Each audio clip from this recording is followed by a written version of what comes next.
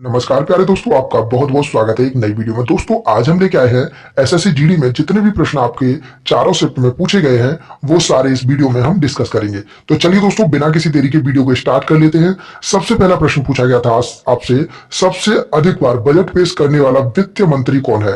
तो दोस्तों सही आंसर हो जाएगा मुरारी जी देसाई, जो कि इन्होंने दोस्तों 10 बार ये बजट पेश किया था।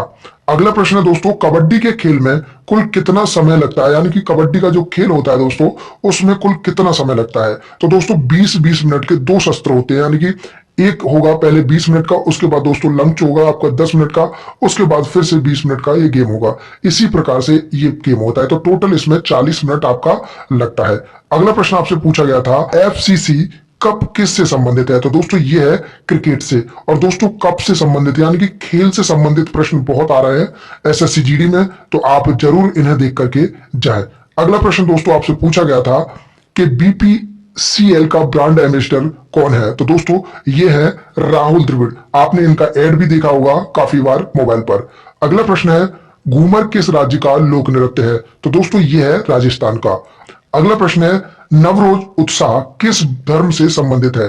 तो दोस्तों ये पारसी धर्म से संबंधित है। किससे है दोस्तों? पारसी धर्म से संबंधित है। अगला प्रश्न है, छठी आर्थिक जनगणना कब हुई थी? तो दोस्तों ये जनवरी में हुई थी, सन 2013 से और सन 2014 तक अप्रैल तक हुई थी दोस्तों।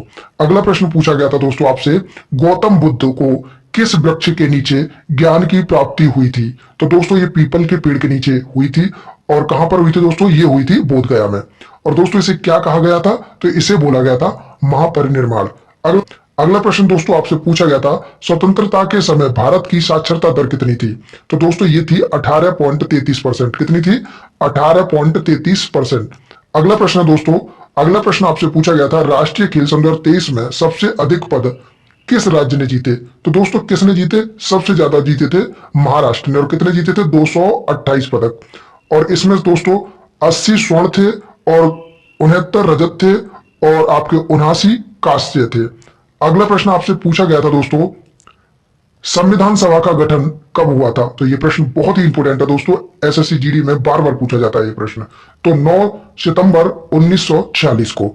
अगला प्रश्न है दोस्तों, जुलाई सन 2023 तक ऐसी कौन सी मुख्यमंत्री थी जो सबसे ज्यादा अधिक समय तक मुख्यमंत्री पद पर रही? तो दोस्तों ये थी नवीन कुमार पटनायक। कौन थे? नवीन कुमार पटनायक।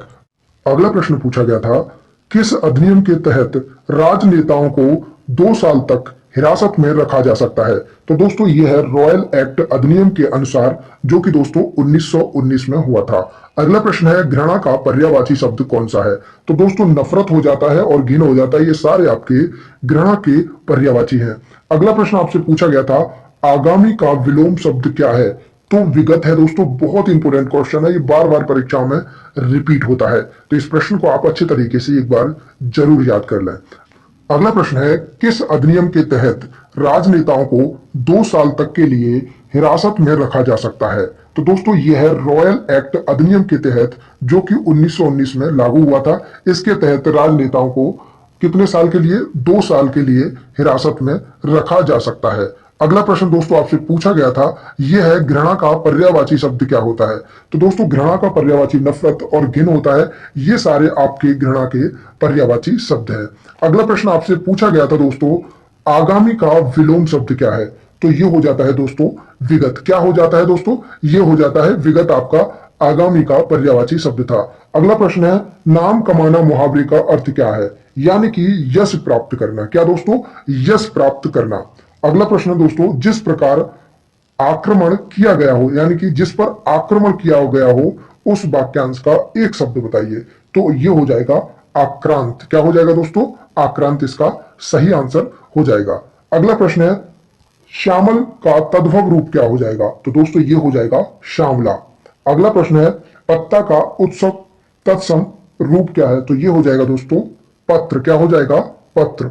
अगला प्रश्न है दोस्तों, फ्लेमिंगो महोत्सव किस राज्य में मनाया जाता है? तो ये मनाया जाता है आंध्र प्रदेश में। किस में? आंध्र प्रदेश में।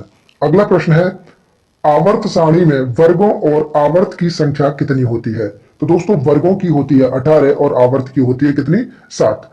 अगला प्रश्न पूछा गया था दोस्तों आपसे, एयरफोर्स का वर्तमान उप प्रमुख कौन है? तो एयर मार्शल आशुतोष दीक्षित जी हैं। अगला प्रश्न पूछा गया था सन 2014 की जनगणना के अनुसार जो दोस्तों की गई थी वो कब की गई थी, तो ये की गई थी जो 14वीं जनगणना थी वो की गई थी सन 2001 में।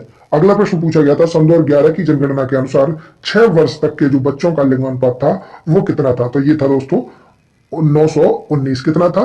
919। अगला प्रश्न आपसे पूछा गया था दोस्तों टिप्पणी नृत्य किस राज्य से संबंधित है, तो ये गुजरात से संबंधित है। अगला प्रश्न है राजीव गांधी खेल रत्न पुरस्कार का जो नाम बदलकर अब क्या रख दिया गया है, तो दोस्तों ये रख दिया गया है मेजर ध्यानचंद पुरस्कार। अगला प्रश्न शिव कुमार शर्मा का संबंध किस खेल यंत्र से है, तो दोस्तों यह है संतूर से। किससे है? संतूर खेल यंत्र से। अगला प्रश्न पूछा गया था हरित क्रांति किस पंचवर्षीय योजना के अंतर्गत आई, तो दोस्तों ये आई थी तीसरी पंचवर्षीय योजना के अंतर्गत। दोस्तों वीडियो अच्छा लगा, वीडियो को एक लाइक करके चैनल को सब्सक्राइब जरूर कर लें, क्योंकि ऐसी वीडियो और भी आपके लिए हम लाते रहेंगे।